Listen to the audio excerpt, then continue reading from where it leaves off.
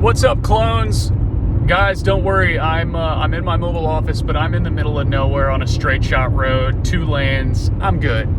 So hopefully this doesn't get pulled for TOS. I want to touch on 2 quick things. It's going to be a very short video because I don't want to make this long while I'm in the car. I've seen recently people are saying Pokemon's not an investment. It's all 100% speculation. Are we sure about that? Are you sure about that? All right. How long does a non-traditional financial instrument have to consistently produce gains over the course of X many years to be considered a traditional financial instrument? An actual investment, not 100% pure speculation. How many years? That's my question to the people. Do we need it to be 50 years? Can it be 10 years? In Pokemon's case, can it be 30 years? What is the amount of time something, anything, paintings, coins, flags, stickers, what is the amount of time any thing needs to be invested or collected in order to be considered an actual investment? That's my question. That's number one. For me, I think it could be as short a time frame as 5 years. If you are seeing consistent growth with anything over 5 years, seems like it could be an actual investment. I don't know. That might be a shocker. Number 2, people keep saying that vintage is not going to keep growing at the same rate modern is growing. Guys, this is a bad take. I don't believe it. Collectibles Dad put out a video today, and he talked a little bit about the video that Nostalgianomics reacted to, which was a video that Rudy, Alpha Investments, did. I know we're getting into the Inception verse, but it was all about, is modern or vintage going to outperform the S&P over the next 10 years?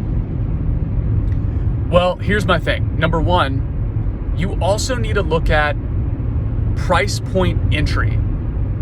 For modern, prices are extremely high. This would be like buying at the tip-top all-time high of the S&P 500 and saying, well, I got in at a great price because in 10 years, it's not going to be what it was when I bought. Yeah, that's very true. But you also need to look at where vintage is historically. Vintage is not at all-time highs.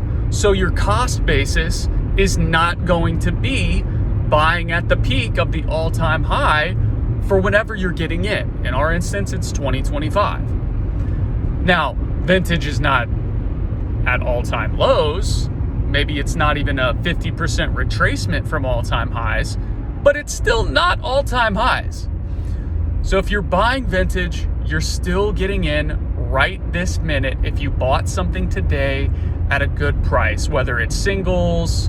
Booster boxes are expensive.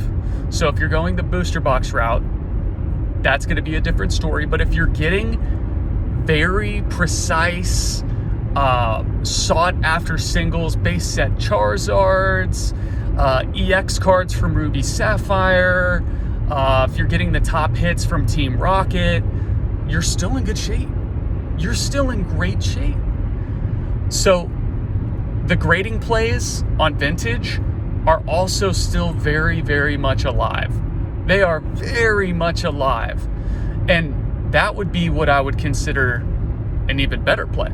If you're looking for grading plays, nobody wants PSA 9 modern. PSA 9 modern is not sought after. If it's not a PSA 10, I don't want it. You'll hear that at a lot of card shows. If it's not a PSA 10 in modern, I don't want it. Now, if you're looking at vintage, that's a very, very different story. People will go after PSA 6s in vintage. I've got a PSA 6 Gold Star Suicune. People ask about it all the time. Hey, what do you want on that? I'm really interested in that. You want to move that? If you had a PSA 6 Umbreon EX from, let's just say, the newest set, one of the newest set, Prismatic. You have that? Nobody wants it. There's thousands, literally thousands and thousands and thousands of PSA 10 Umbreon EXs. That's just the case with Modern. It's all logic based. If they were printed recently, they're in better shape. You weren't putting it in between your bike wheels as a clicker, as a spite. You know, you're taking good care of your cards. You're putting them in sleeves. You're keeping them in great shape. You're putting them in top loaders. Okay, so there's going to be a massive population of PSA 9s and 10s. Vintage, not the case. So that's where I want to close this out. Vintage is still absolutely a play. And if you're interested in going after it, I highly, highly suggest still buying into vintage, taking advantage of the price point, looking for grading plays. That is where you can find some edge in the market that is, let's be honest, it's a market that's at all-time highs right now. Go after that stuff. That's what you want. Later, clones. Thank you.